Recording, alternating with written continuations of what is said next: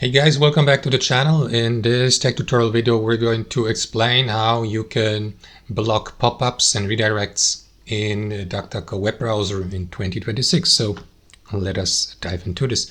So guys, if you'd like to have DuckDuckGo block these pop-ups for websites you visit here via the web browser, you will need to access DuckDuckGo's web browser settings. To do that, click into these three lines in the top right, select Settings.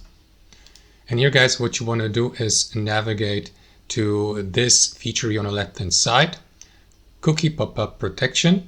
So what you want to do is make sure that you click into it, and here let DuckDuckGo automatically block these cookie pop-ups by clicking into this checkbox that is going to turn this feature on.